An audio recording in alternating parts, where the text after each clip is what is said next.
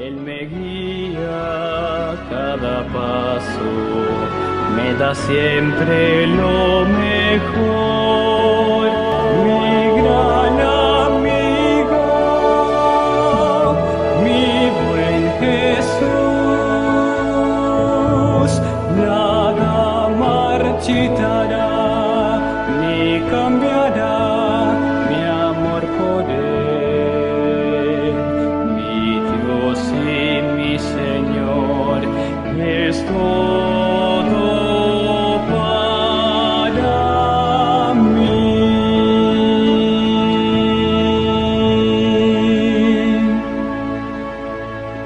Para entender todo este tema que es bastante extenso, vamos a tratar de verlo así con algunos detalles, diríamos técnicos y también los conceptos que la Iglesia Adventista maneja. Las dimensiones del atrio eran 45 metros por 22.5 metros. Si lo tratamos de dimensionar, ¿alguien me podría decir más o menos cuánto mide la iglesia? De pared a pared, más o menos. Más o menos como estas dimensiones. Sí, podría verse 45 metros por 22. Muy bien. Había alrededor unas cortinas de lino torcido. Las columnas estaban ahí puestas, tenían unas dimensiones de tal manera que no se pudiera, el alto era suficiente para que no se pudiera ver desde afuera directamente al patio. Una altura de aproximadamente 2.25 metros, no se podía ver. De hecho, el concepto que se maneja es que para poder ver hacia adentro tenías que pasar tu mirada por encima de las cortinas y poder ver cómo estaba decorado, cómo estaba el azul que tenía el tabernáculo, y eso nos da una idea de que para ver las cosas celestiales tenemos que levantar nuestra mirada sobre las cosas de este mundo. La puerta del atrio estaba finamente detallada, unas cortinas que estaban ahí a manera de puerta, que hacían era un trabajo bien hecho por los artesanos, podríamos decirlo, de una manera muy primorosa. Dentro del atrio había dos artículos o muebles principales, que era la parte del altar de los sacrificios, donde se quemaban las ofrendas, y el lavacro. Como ya vimos ahorita en la descripción, en el video, tal vez lo íbamos a poner aquí, pero con afán de que sea más fluido, vimos las dimensiones, vimos cómo está dividido. De hecho, se manejaba que era una caja vacía de 5 codos cuadrados y 3 codos de altura, hecha de madera de acacia, y había un cuerno hecho de la misma manera en cada esquina, una red de bronce en el centro que sustentaba el fuego y le daba facilidad para moverlo, para atizarlo, podríamos decir. Dentro de este lugar era un altar, y lo menciona así, muy santo. Cualquiera que tocase el altar tenía que ser santo, decía el decreto divino. Era por causa de esto que en algún momento, por ejemplo, Adonías y Joab huyeron hacia el santuario y se agarraron de los cuernos del altar cuando estaban siendo perseguidos por Salomón. Todas las ofrendas quemadas eran quemadas en el altar de bronce. Nos menciona en el libro que consultamos que el fuego había sido encendido inicialmente, ¿por quién creen? Por Dios. Y debía mantenerse ese fuego, debía de mantenerse, y dice, se consumía todo aquello que tipificaba el pecado, y como el fuego estaba ardiendo continuamente, se le llamaba el altar de la continua expiación. El pecado, ya sabemos, separa a Dios del hombre, y todo pecado debe ser colocado de lado antes que un pecador pueda ser expiado en Dios.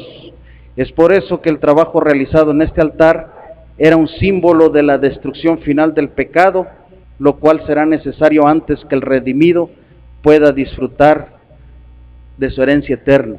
El trabajo de los sacerdotes, de hecho, había sangre, ¿sí? Los cuernos del altar a menudo eran tocados con la sangre de las diferentes ofrendas, y la sangre de cada ofrenda por el pecado era derramada en la base del altar. Todos los sacrificios eran muertos. Menciona que aquí algunas excepciones nada más, pero todos los sacrificios eran muertos en el atrio.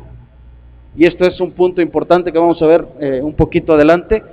Todos los sacrificios eran muertos en el atrio, a la puerta del tabernáculo de la congregación o entrada del primer compartimento. Toda la congregación de Israel se podía reunir en el atrio, ahí donde vimos en esa puerta, y solamente los sacerdotes podían entrar dentro del recinto sagrado del tabernáculo, ya que tipificaba el santuario celestial donde Dios y Cristo habitan. Cristo, el sacrificio antitípico, fue muerto en el atrio antitípico. A lo mejor nos enreda mucho esta palabra antitípico, pero bueno, si lo queremos traducir de otra forma, pudiera ser que ese sacrificio, Cristo fue el cordero que fue sacrificado, fue muerto, el cordero lo mataban en el atrio, no era dentro del tabernáculo, sino era en el atrio, y ese atrio significa la tierra.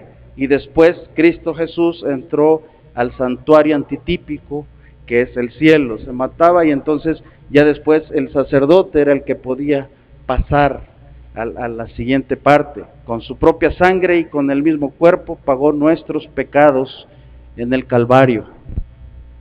Acerca del fuego, así como el fuego del altar de bronce del atrio consumía aquello que representaba el pecado, así en el antitipo menciona que el débil estará en el ancho de la tierra cuando el fuego de Dios caiga del cielo y los consuma. Las cenizas, el continuo quemar sobre el altar tipificaba el pecado y provocaba una acumulación de cenizas. Los sacerdotes en el santuario terrestre servían como ejemplo y sombra de las cosas celestiales. Y aún en el hecho de sacar las cenizas, fue direccionado por Dios de manera que fuera hecho de tal forma que tipificara una parte de la obra final de Cristo. Las cenizas eran puestas a un lado. El manto, el sacerdote tenía que vestirse con el manto de fino lino blanco cuando quería extraer las cenizas. Las cenizas eran primero retiradas por el sacerdote y colocadas al lado del altar, al lado este. Cuando llegaba el tiempo de sacarlas del lado del altar, el sacerdote dejaba de lado sus ropas sacerdotales y se ponía otras ropas. Entonces llevaba las cenizas lejos, fuera del campamento, y las dejaba en un lugar limpio. Las cenizas será todo lo que sobrará del pecado, de los pecadores y del diablo después que el fuego del último día haya terminado su trabajo. El fuego purificador. Cuando el fuego purificador del Señor haya removido todo trazo de pecado, aparecerá una nueva tierra, un lugar limpio, sin ningún tinte de pecado sobre ella, y a medida que el justo camine sobre la superficie de la nueva y pura tierra, las cenizas del pecado y todo lo que suene a pecado estarán bajo sus pies. Realmente el tipo habrá encontrado el antitipo y las cenizas del pecado estarán en un lugar limpio. Las ropas del sacerdote, cuando el sacerdote colocaba las cenizas, estaba vestido con sus ropas de sacerdote. Las cenizas representaban los pecados confesados de los justos. Cuando Cristo cargó los pecados confesados de su pueblo, Él estaba vistiendo sus ropas de sacerdote. Pero vendrá el tiempo cuando Él coloque los pecados de los justos sobre la cabeza de Satanás, se quite sus ropas de sacerdote y venga a esta tierra vestido con la ropa de rey, para retirar de su reino todo aquello que ofende y hace iniquidad, que era parte del trabajo que hacía el sacerdote, de llevar las cenizas y depositarlas por allá en otro lugar, pero el simple hecho también de ponerlas, de cambiarse la ropa, las ropas del Rey de Reyes. Entonces todo pecado y todo pecador serán quemados en el fuego. No vendrá Cristo con sus ropas de sacerdote al atrio antitípico de esta tierra para completar la destrucción final del pecado, sino vendrá vestido como Rey de Reyes y Señor de Señores.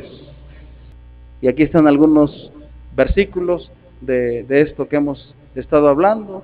Es en Éxodo podemos encontrar el tipo, en San Juan podemos encontrar el antitipo. El tipo, lo que estaba representado aquí en la tierra, y el antitipo, lo que está representado en el cielo, ¿sí? Las cenizas del altar, ¿sí? El sacerdote ataviado con sus ropas sacerdotales cuando colocaba las cenizas, Cristo el sumo sacerdote, y el sacerdote cargaba las cenizas fuera del campamento hasta un lugar limpio. Cuando Cristo venga a la tierra para destruir el pecado y los pecadores, Él habrá cambiado sus ropas sacerdotales, como lo vimos, por aquellas de rey. Toda esta manera de expresar, ahorita tenemos una gran ventaja, que a través, por ejemplo, no estuvimos allá, pero a través de una simulación por computadora pudimos darnos una idea de lo que se va describiendo. En aquellos tiempos no había esos elementos, entonces Dios en su infinita sabiduría buscó mecanismos para dejar grabado en nuestra mente, en la mente de las personas de aquel tiempo, dejar grabados esos mensajes. Gran parte del servicio fue dirigido por el Señor de tal manera que surgiese un espíritu inquiridor en las mentes de los jóvenes, de manera que ellos mismos buscasen más información. La Pascua fue planificada de manera que los jóvenes se preguntasen: ¿qué ritual es este?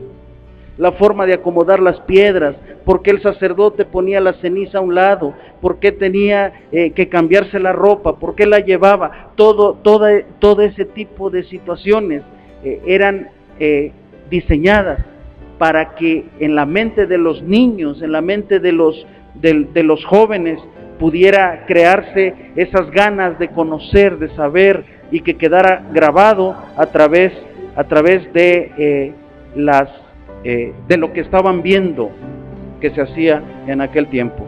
Pues bueno, a grandes rasgos esta es la parte que tiene que ver con el altar del sacrificio.